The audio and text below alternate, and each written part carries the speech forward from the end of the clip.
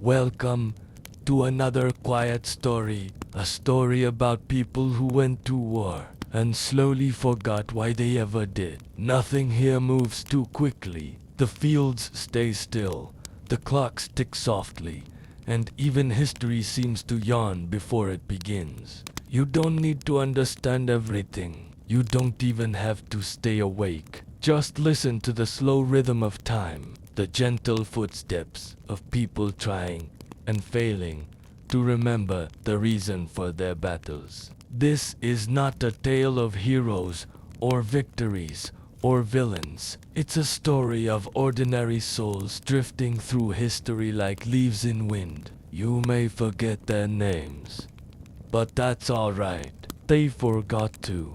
So, take a deep breath, let the past unfold at its own sleepy pace. And if you somehow stay awake till the end, don't forget to like, subscribe, and maybe fall asleep listening to the rest of the story. It began with a rumor. No one remembered who started it, or even what it was about.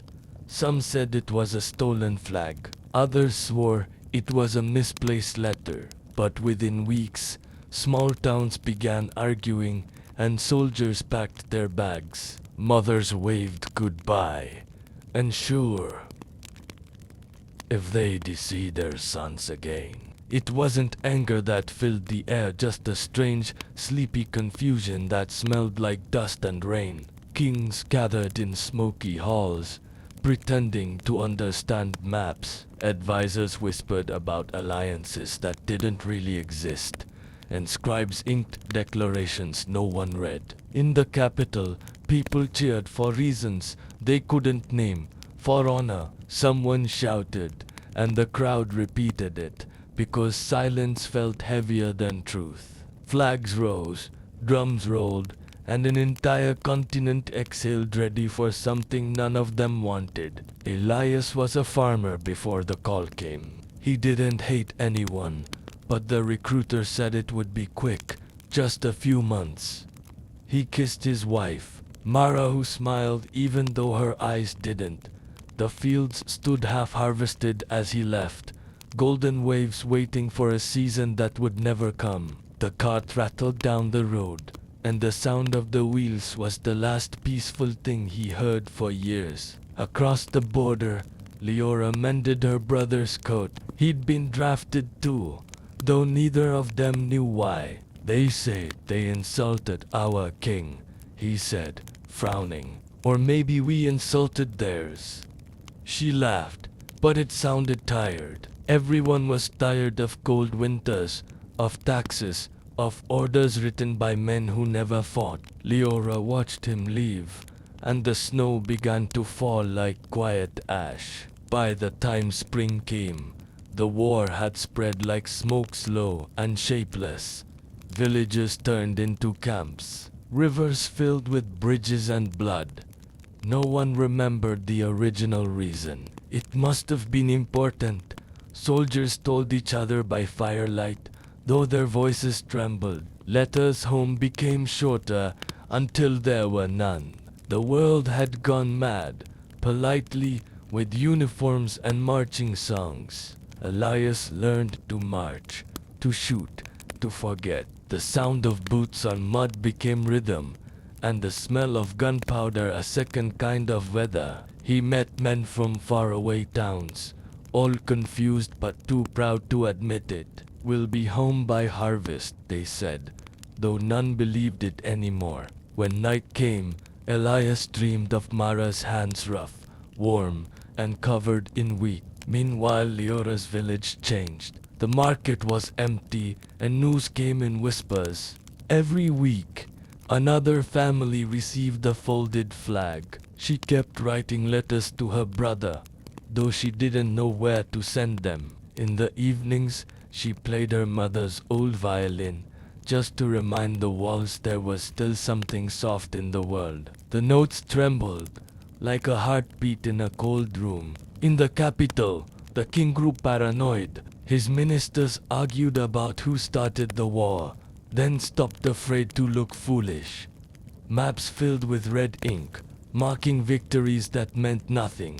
We are defending our honor, the king declared, though no one could recall what insult began it all. History was being written by tired hands, and each page smelled faintly of smoke and wine. Elias lost count of the days. His boots split, his rifle rusted, and his memories began to fade. Sometimes he thought he saw Mara among the trees, but it was only mist. "Why are we here?" a boy once asked him. Elias wanted to answer, but the truth felt too heavy to speak. He just said, "Because everyone else is," and that was enough for silence to return. When the first truce was signed, no one celebrated. The soldiers stood in muddy silence, staring at the gray sky. On both sides, the survivors looked across the fields and saw faces that could have been their own. The war paused, not ended, but no one remembered the reason it began. History would later call it the Forgotten War, though those who lived it knew it was never truly forgotten, just misunderstood. Peace returned like an awkward guest, uninvited but tolerated. The soldiers went home, thinner and quieter. Elias walked the same road he'd left years ago, but the air felt smaller. The trees hadn't changed, yet everything else had. Mara stood by the gate, holding their son, who didn't remember his father's face. They embraced not out of joy, but relief. War had ended, but something inside them hadn't. Leora's brother never came back. His name was carved on a wooden board near the chapel, misspelled and fading. She stopped writing letters, though sometimes she caught herself reaching for the pen. The violin stayed silent now, strings broken, bow gathering dust. She baked bread for the townsfolk who remained, her hands steady, her heart uncertain. The silence after war felt louder than the cannons had ever been. In the capital, the king held parades to remind everyone they'd won. Banners waved, trumpets blared, and children laughed because they didn't know better. Behind the palace walls, however, the treasury was empty, and the ministers whispered again. "What did we gain?" one asked. No one answered. The king just raised his glass to victory and drank deeply, hoping the wine would erase the questions. Elias tried farming again. The soil had hardened, and weeds grew where wheat once danced. He worked from dawn till dusk, though the harvests never seemed to match the memory of the old days. Mara watched him from the doorway, her smile gentle but distant. They rarely spoke of the war. It sat between them, invisible yet heavy, like a ghost that refused to leave the table. The veterans met at the tavern every month. They laughed about blisters, cursed the officers, and shared stories that blurred between truth and invention. "Remember the march through Someone would start, and the rest would nod, though none really did. It was easier that way to pretend the past had meaning." Elias smiled with them, but inside, he knew they'd all forgotten what they'd fought for. Leora dreamed of her brother often. In her sleep, he stood at the door, smiling like before the draft. "It's over," she whispered, but he never answered. When she woke, her hands were cold, her pillow damp. The world expected her to move on, to find love, to live. Yet every sound of boots on cobblestone sent her heart racing, as if the war could still find her. The children grew up hearing stories of the great cause.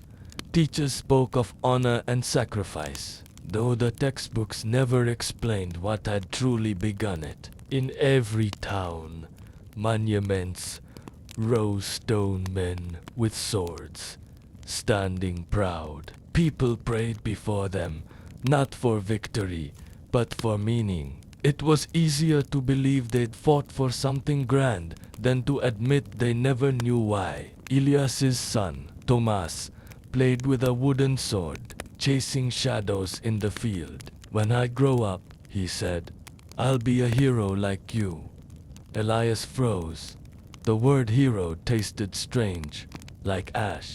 He wanted to tell Thomas the truth, that war was just noise and waiting, but the boy's eyes were too bright. So he smiled instead and said, "Maybe you'll grow wheat, son. That's a better victory." The king died quietly one winter night, surrounded by portraits of battles he barely remembered. His crown passed to his son, who promised a new age of peace. But in the dark corners of taverns and courts, rumors began, again, of borders, of insults, of pride.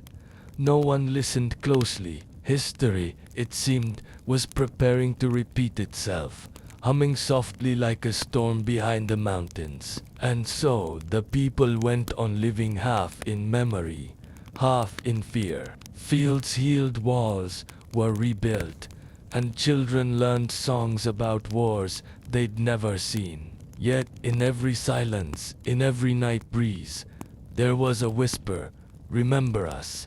The war was over, yes, but forgetting it entirely, that was something no one could ever do.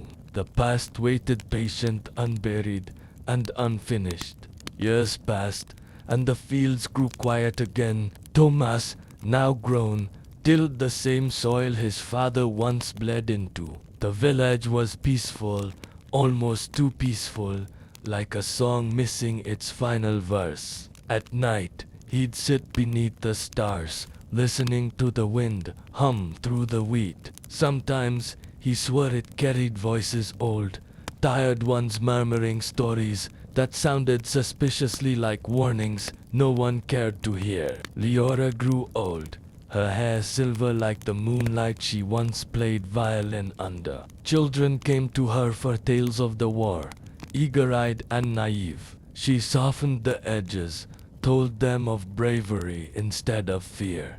They fought for honor, she'd whisper, but when the children left, she sat in silence, clutching her brother's locket. Inside it, the portrait had faded, just like the reason he ever went to fight.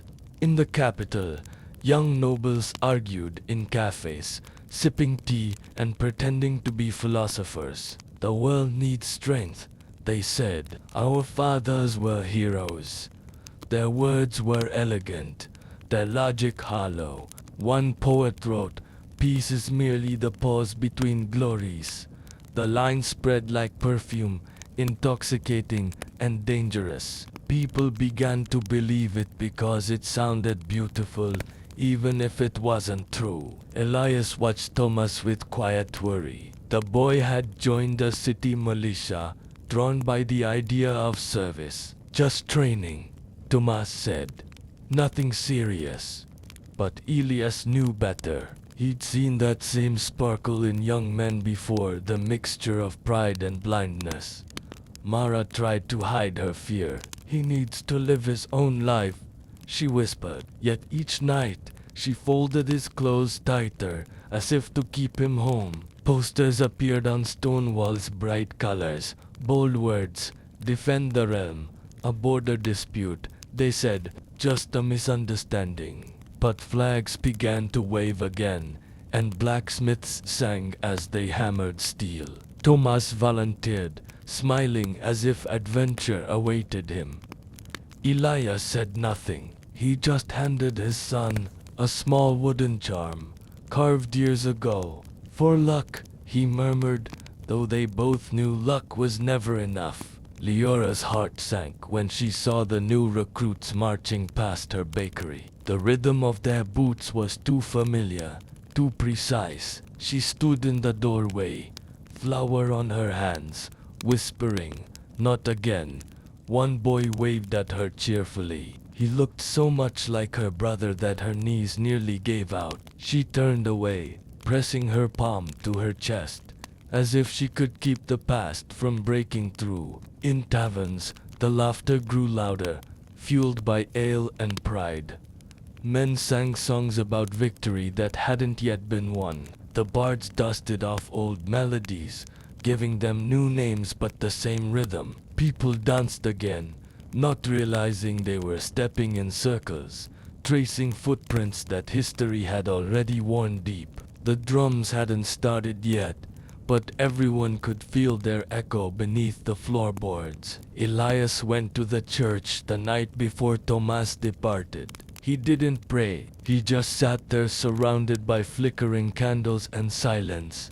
The priest asked softly, "Do you seek peace?" Elias smiled bitterly. "Peace is a story we tell our children before bed," he said. When he stepped outside, dawn was breaking, and in its pale light, he could already see the smoke of coming days. Mara packed bread and dried fruit, hands trembling. Tomas hugged her once, promising he'd return by harvest. She nodded, knowing promises were just a way to make leaving hurt less. As he walked away, she whispered, "Don't forget why."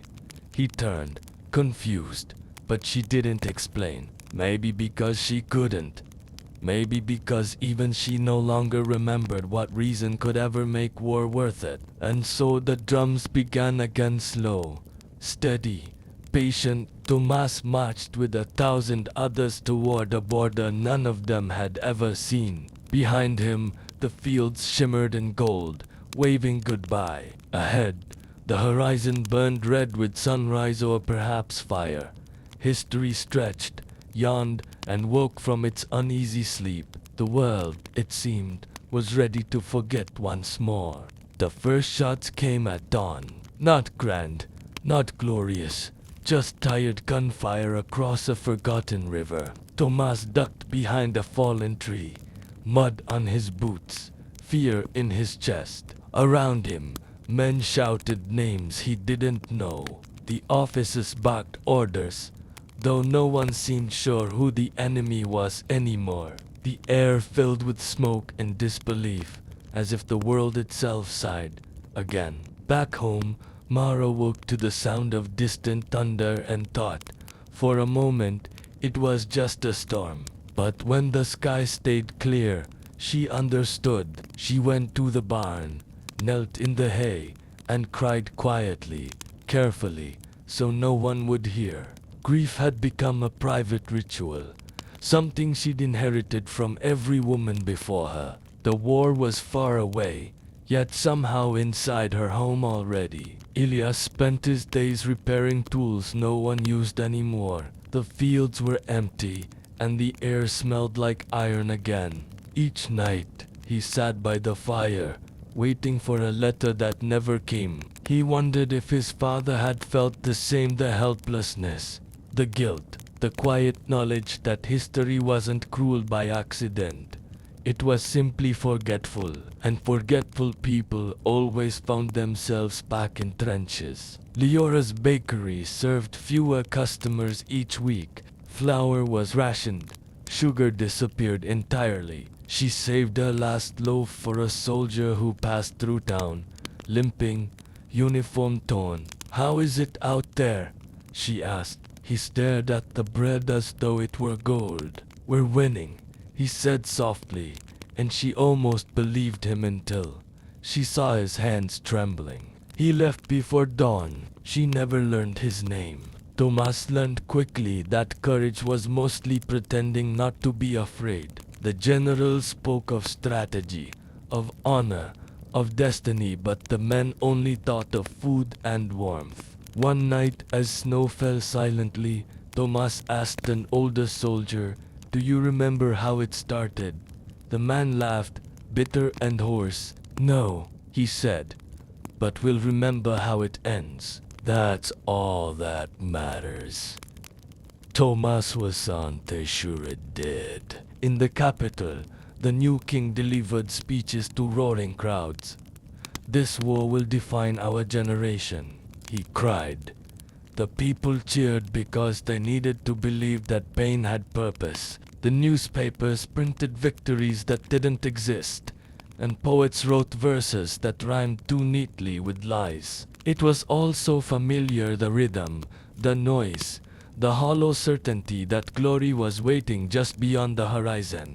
Mara joined the women gathering supplies for the wounded. They sewed bandages and whispered names like prayers. Each night, she looked at the door, half expecting Tomas to walk in, smiling, But months turned to years. The letters stopped coming. The house grew quieter, and even the clocks seemed to tick slower. Afraid to remind her how much time had passed since she last heard his voice, Elias dreamed of a nerve wheat field stretching endlessly, of laughter before the drums. Sometimes he saw Thomas as a child, running barefoot through the rows, sunlight catching his hair. Then, always, the sound of marching would rise, drowning everything. He'd wake with tears and dirt on his hands, as if he'd been digging for something buried, perhaps his hope, perhaps his memory of peace. The war dragged on until no one cared who was winning. Towns changed hands like coins. Soldiers marched forward, then back, as if choreographed by confusion itself. Thomas wrote one final letter, never sent. I think we've forgotten what side we're on. He folded it, tucked it in his coat, and stared at the horizon. It looked just like home, grey, distant, and endlessly tired. When the silence finally came, it didn't feel like victory. It felt like absence. The soldiers stood in fog, unsure if they'd won or lost, or if there was a difference anymore. Thomas dropped his rifle into the mud and walked away. Somewhere behind him, someone shouted his name.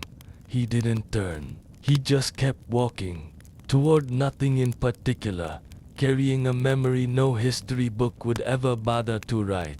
Years later, the war became a story again. Not history, not lesson, just story. The kind told by firelight, where faces glow but eyes look elsewhere. Children asked who the heroes were, and their elders hesitated.